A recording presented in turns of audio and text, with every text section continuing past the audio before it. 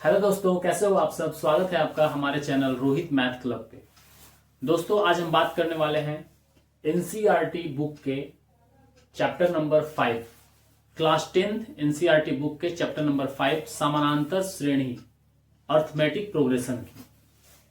Class 10th का exam होने वाला है और इस चैप्टर से क्वेश्चन आपको जरूर आएगा, तो आप आज देखिए और समझिए अर्थमेटिक प्रोग्रेशन समानांतर श्रेणी किसे कहते हैं और ये कैसे सॉल्व होता है। ठीक है, तो आप अगर हमारे चैनल पे पहली बार आए हैं तो चैनल को सब्सक्राइब करके और वीडियो को लाइक कर दीजिए। आप कमेंट भी कर सकते हैं अगर वीडियो आपको समझ में आ रहा है तो आइए हम वीडियो शुरू करते हैं। और सबसे पहले हम देखते हैं कि समानांतर श्रेणी अर्थमेटिक प्रोग्रेशन किसे कहते हैं। तो वैसी श्रेणी जिसमें दो क्रमागत पदों का अंतर हमेशा समान होता है समानांतर श्रेणी यानी अर्थमेटिक प्रोग्रेशन कहते हैं। जैसे देखिए, मैं कोई नंबर लिखता हूं 2 4 6 8 10 डॉट डॉट डॉट जाएगा, तो ये एक अर्थमेटिक प्रोग्रेशन समानांतर श्रेणी है। अर्थमेटिक प्रोग्रेशन समानांतर श्रेणी को हम लोग एपी से डिनोट करते हैं, एपी। ठीक है, एपी ये एक समानांतर श्रेणी है, ये दिया हुआ है। अब इसमें देखिए ए क्या होता है। ठीक है, तो जो प्रथम पद होता है, प्रथम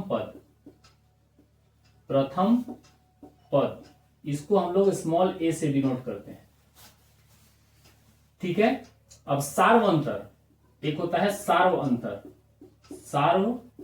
अंतर, इसको हम लोग स्मॉल डी से डिनोट करते हैं।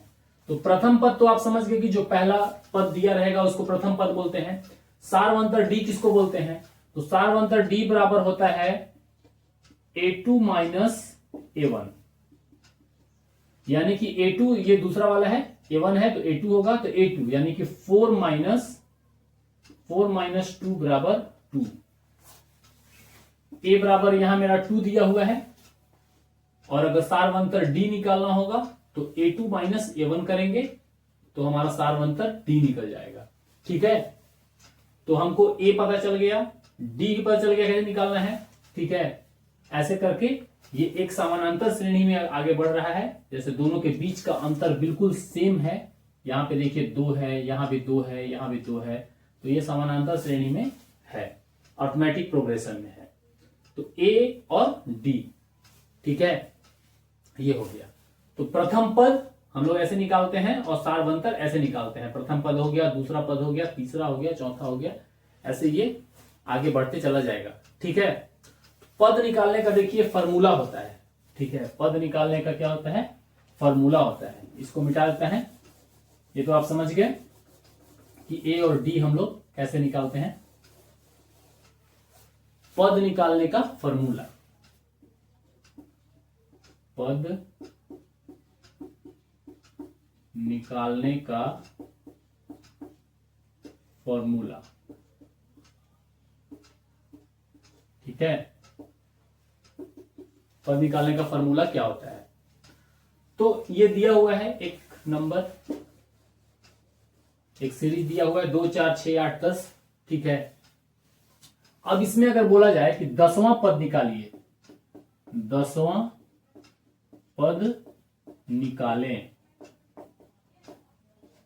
हमें नहीं पता है कि 10वां पद क्या होता है।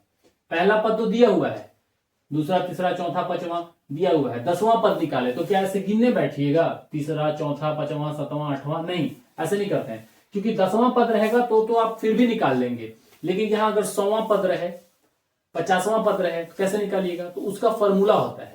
तो वो हम लोग फॉर्मूला से कैसे निकालेंगे, आइए दिखाते हैं। तो पद निकालने का जो फॉर्मूला होता है वो फॉर्मूला होता है एन। ठीक है, एनवां पद को एन बोलते हैं।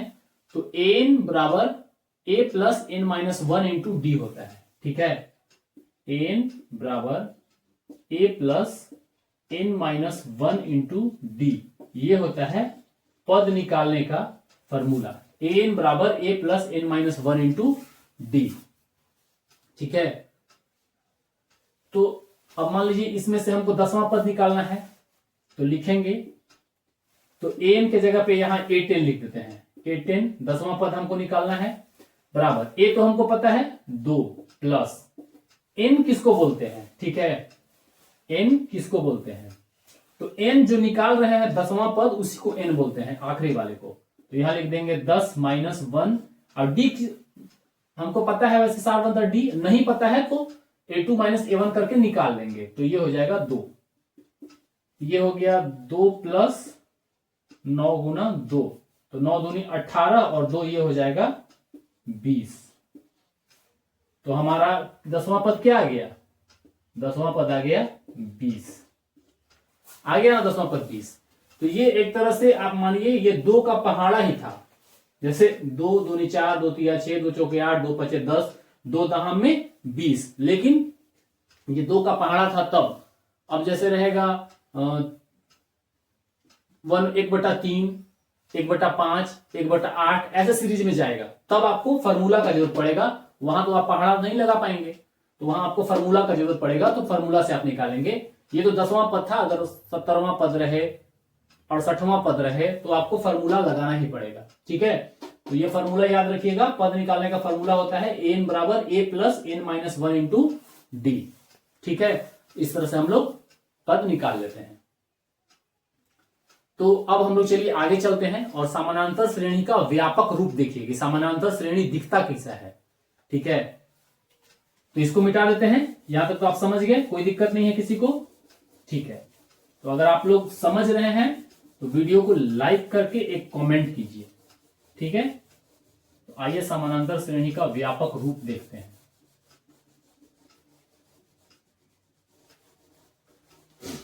एपी का व्यापक रूप दिखता कैसा है,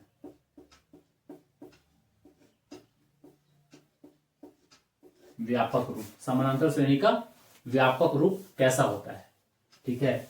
तो देखिए इसमें हम समानांतर श्रेणी रहता कैसा है वो पहले आपको दिखाते हैं।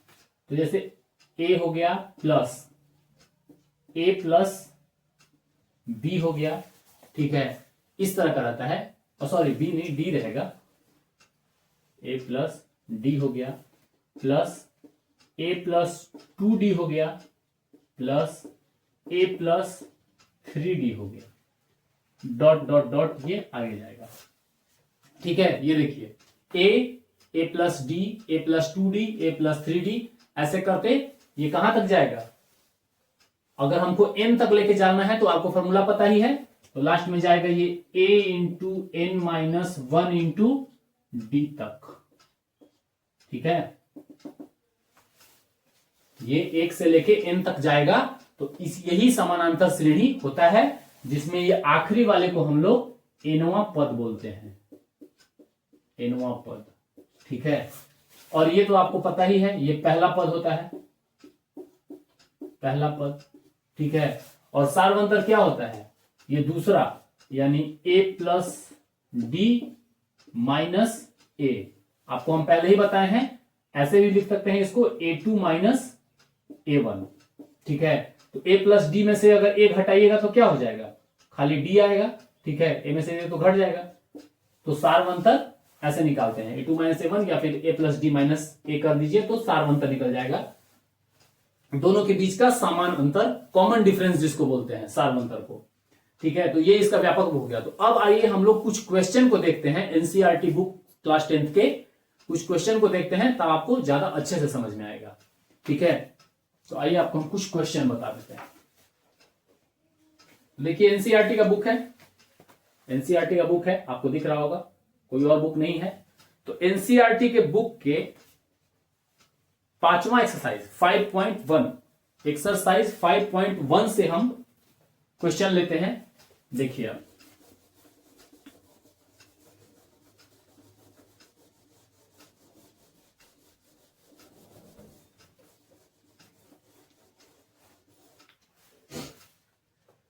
तो 5.1 का क्वेश्चन नंबर 2 देखिए, एनसीईआरटी बुक के 5.1 अर्थमेटिक प्रोग्रेशन का क्वेश्चन नंबर 2 देखिए। यहां पे दिया हुआ है कि एपी के प्रथम 4 पद लिखिए,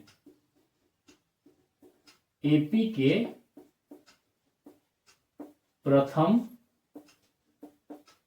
4 पद लिखिए, ठीक है, लिखिए। एपी के प्रथम 4 पद लिखिए, जहां पे आपको दिया हुआ क्या रहेगा, ए बराबर दिया हुआ है 10 और डी बराबर भी दिया हुआ है 10। ये आपको दिया हुआ है, ए बराबर 10 और डी बराबर 10। ठीक है, तो अब आपको एपी के 4 पद लिखना है। कैसे लिखिएगा, तो देखिए अभी आपको मैंने तरीका बताया था, ए पहला पद प्लस ए प्लस डी दूसरा पद, ए प्लस 2d, ए प्लस 3d। ठीक है, 1 2 3 4 ये 4 पद हैं।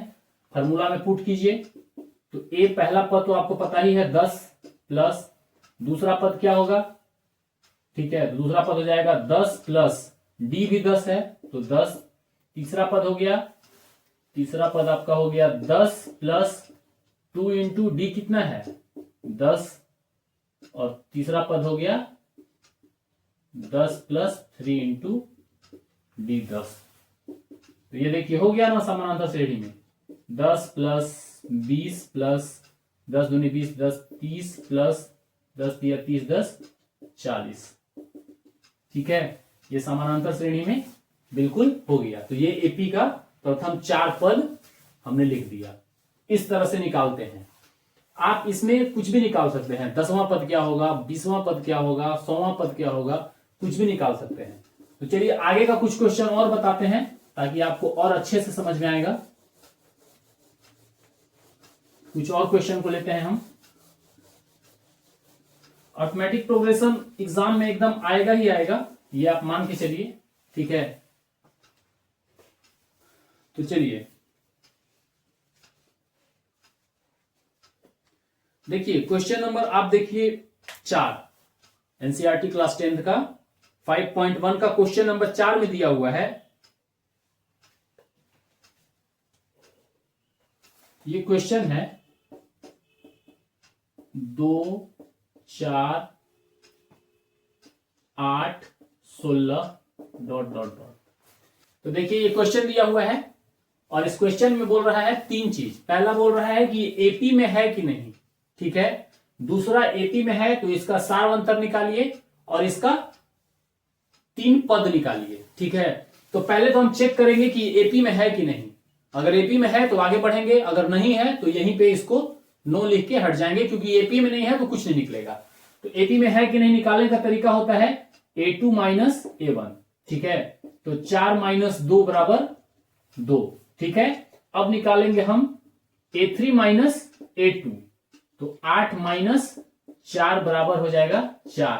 अब देखिए डिफरेंस यहां पे ये दोनों में आ गया। ठीक है, ये सार्वंतर डी जो है बराबर रहता है इन दोनों के बीच और इन दोनों के बीच भी और इन दोनों के बीच, तो ये एपी में रहता। लेकिन सार्वंतर बिल्कुल अलग अलग आ रहा है, यहां 2 आ रहा है, यहां 4 आ रहा है, आगे जाइएगा तो 8 आएगा, तो ये एपी में नहीं है। तो डायरेक्ट इसको लिख देंगे हम लोग की एपी में नहीं है, ये एपी में नहीं है, हो गया।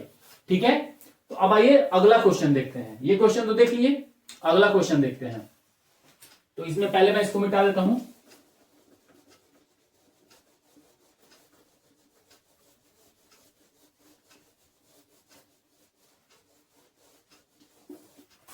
अगला क्वेश्चन हम लोग ले रहे हैं 5.1 का 3 नंबर का पहला नंबर। इसमें बोल रहा है कि निम्नलिखित में से प्रत्येक एपी के लिए प्रथम पद और सार्वंतर लिखिए। तो पहला क्वेश्चन क्या हो गया, 3 1 -1 और -3। ठीक है, इसमें बोल रहा है कि प्रथम पद और सार्वंतर लिखिए। तो बहुत सिंपल है इसका प्रथम पद और सार्वंतर निकालना। तो प्रथम पद हम लोग कैसे निकालते हैं, ए से डिनोट करते हैं प्रथम पद को, तो पहला जो दिया रहता है वही प्रथम पद होता है। तो ए बराबर तो हो गया ये 3, तो प्रथम पद हो जाएगा ए बराबर 3 और डी सार्वंतर। तो डी कैसे निकालेंगे, तो डी निकालने का तरीका बताया ही है, A2 माइनस A1 होता है। तो A2 कितना है 1 माइनस 3 इज इक्वल टू क्या हो जाएगा -2। तो डी बराबर हो गया -2। ये दोनों आपका आंसर हो जाएगा। ठीक है, किसी को कोई डाउट नहीं है, समझ में आ रहा है तो वीडियो को लाइक कीजिए। हम लोग आज के वीडियो में इतना ही देखते हैं। अगले वीडियो में हम लोग इसको लेवल को और बढ़ा के और आगे चलेंगे और पूरा समानांतर श्रेणी क्लियर करेंगे। तब तक के लिए आप लोग देखते रहिए और चैनल को सब्सक्राइब करके रखिए। Thank you.